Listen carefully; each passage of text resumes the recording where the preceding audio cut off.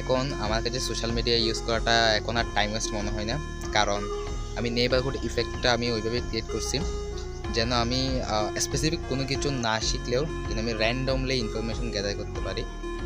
And এটার কারণে যেটা হয়, তো সেটা হচ্ছে কি, আপনি যত বেশি আপনার আশপাশ থেকে আপনার আশপাশটা যদি মানে আপনার সারাউন্ডিংটা যদি আপনি ওইভাবে ক্রিয়েট করেন যে যেখান থেকে আপনি ইনফরমেশন গ্যাদার করতে পারেন ছোটোখাটো, ওই ইনফরমেশনগুলো আপনার সাথে অ্যালাইন করুক বা না করুক, আপনি দেখবেন যে ওই ইনফরমেশনগুলোর সাথে আপনি কানেক্ট করে কিন্তু এন্ড অফ দ্য ডে আপনি আইডিয়া জেনারেট করতে পারবেন। অ্যান্ড ওই আইডিয়াগুলোই কিন্তু আপনার কাজে আসবে।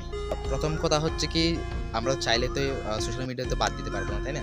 তো যেহেতু বাদ দিতে পারবো না, তো সেহেতু সোশ্যাল মিডিয়াগুলোকে এমনভাবে ইউজ করা উচিত যেন আমাদের কাজ আসে। সো মেইন যে কথাটা সেটা হচ্ছে, আপনি আপনার সোশ্যাল মিডিয়ার মধ্যে আপনি নেইবারহুড ইফেক্ট ক্রিয়েট করুন। অর্থাৎ আপনি যেটা শিখতে চান, যেটা জানতে চান, বা আপনি যে প্রফেশনটার মধ্যে আপনার ইন্টারেস্ট আছে, আপনি জাস্ট আপনার আশপাশের গ্রুপগুলা, পেজগুলা, আপনার ওই ধরনের মানুষদের সাথে আপনি কানেক্ট হন যেন আপনি ওই ইন্ডাস্ট্রি সম্পর্কে সবসময় আপ টু ডেট থাকতে পারেন। সো এটা করলে কিন্তু মোটামুটি আপনি হয়ে যাবে আর কি। এই যদি এটা যদি একবার করে রাখেন সবগুলাতে, এবং আপনি যদি ওই ধরনের কন্টেন্টগুলো যদি আপনি কনজিউম করতে থাকেন, তাহলে আপনি দেখবেন যে আপনার পুরো ফিডটাই ওই রিলেটেড হয়ে যাবে। অ্যান্ড আপনি দেখবেন যে যখন আপনি ডিস্ট্রাক্টেড আছেন, তখনই আপনি কিছু না কিছু ইনফরমেশন আপনি গ্যাদার করতে থাকবেন।